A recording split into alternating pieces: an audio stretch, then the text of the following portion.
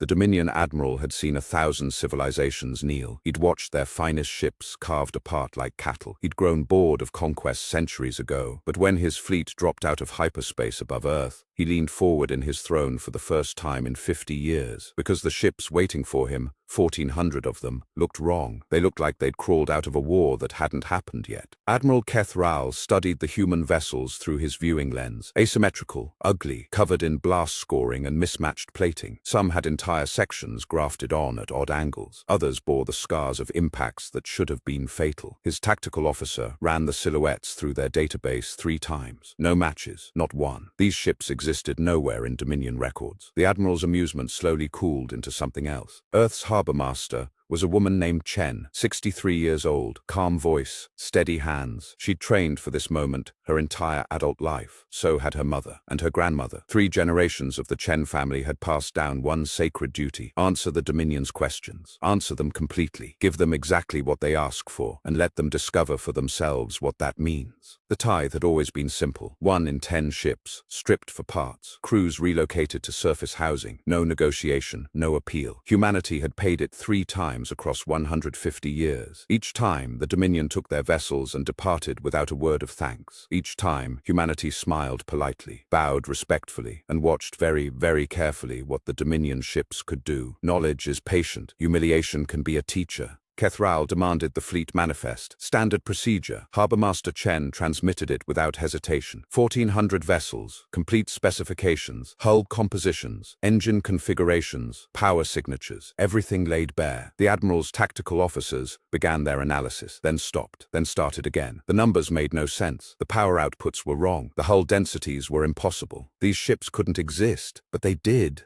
The first tithe had taken humanity's proudest vessels, colony ships, research stations, the jewels of early expansion. Humanity had wept as they were carved apart, but they'd also measured every cut, every tool, every technique. The second tithe took their replacement fleet, more modern designs, better defenses. The Dominion dismantled them in hours. Humanity watched again, learned again, wept less. By the third tithe, no one was crying anymore. They were taking notes. Deep beneath the lunar surface, in facilities that appeared on no official record, humanity's real work had begun. Reverse engineering, not just copying Dominion technology, understanding it, why their hull alloys bent instead of breaking, how their sensors pierced every known countermeasure, what made their weapons lock so impossibly fast. 50 years between tithes, 50 years to study each lesson, 150 years to become something new. The ugly ships weren't accidents. They were deliberate. Every asymmetrical angle disrupted targeting systems. Every patch of mismatched plating created sensor shadows. Every jury-rigged component could be swapped in minutes. The Dominion built beautiful vessels, elegant, predictable, and perfectly documented after centuries of standardization. Humanity built survivors, ships designed by people who knew exactly how Dominion weapons worked, because they'd watched them work on human hulls 3 times. Admiral Knelt laughed when he finished reading the manifest, a dry, dismissive sound that echoed through his bridge. These humans thought their ugly patchwork fleet would impress the Dominion. He'd conquered species with ships 10 times this capable. He gave the order to begin collection. Standard procedure: lock weapons on the first vessel. Demand surrender. The tithe collector moved forward. Its targeting systems reached out and found nothing to hold on to.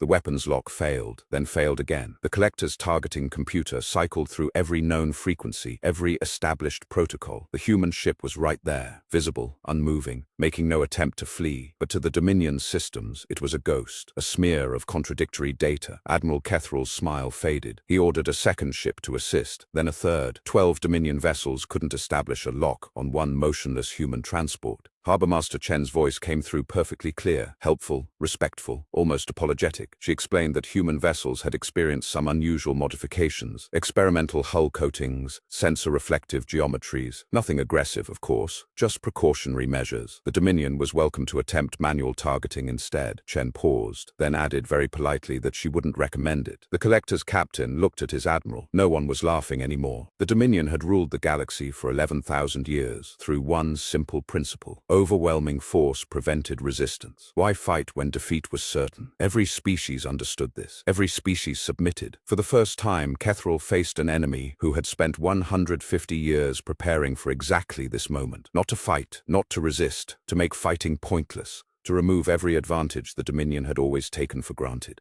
The human fleet hadn't moved, hadn't powered weapons, hadn't transmitted threats. They simply waited in their positions, those ugly asymmetrical ships with their blast-scarred hulls, and let the Dominion's own systems tell the story. Every scan returned impossible readings. Every targeting solution dissolved. Every tactical advantage the Dominion possessed was quietly, methodically, comprehensively neutralized. 150 years of humiliation had purchased something priceless, complete understanding of their enemy. Admiral Kethrel demanded to speak with Earth's military commander. Chen informed him, still perfectly polite, that Earth didn't have one. Not anymore. Humanity had dismantled its military hierarchies 60 years ago. Every adult citizen trained in fleet operations instead. Those 1,400 ships, crewed by teachers, scientists, artists, farmers, people who had studied Dominion tactics as part of basic education. The Admiral didn't understand. Chen hadn't expected him to. The truth settled slowly across the Dominion bridge. These humans hadn't built a military. They'd transformed their entire civilization into something else. Every ship was a school, teaching the next generation. Every crew rotation was a training exercise. Every citizen understood exactly what to do if the tithe fleet ever returned. Not soldiers, something more dangerous. A species that had turned survival into a shared purpose, into a culture. Kethrel's options narrowed to nothing. Attack manually and reveal his fleet's capabilities. Capabilities the humans would study, document, and counter within a decade. Retreat and report failure to the Dominion Council, ending his career, possibly his life. Or stay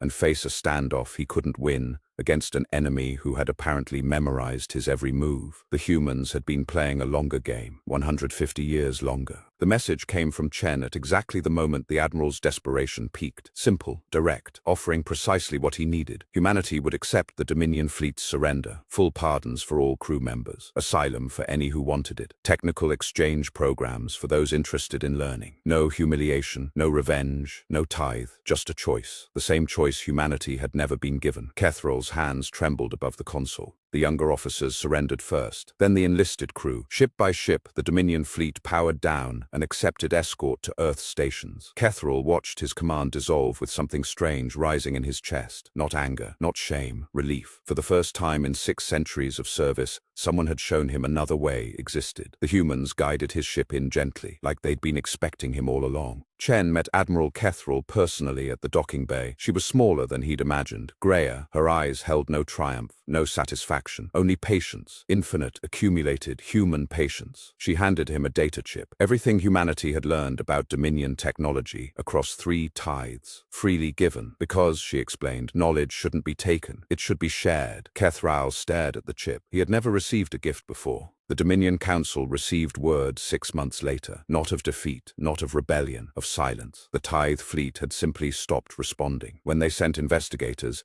those investigators stayed too. By the time the Dominion understood what was happening, 17 systems had gone quiet, all of them asking the same question humanity had asked for 150 years. What if there was another way? Some lessons take generations to teach, but humans have always been patient teachers.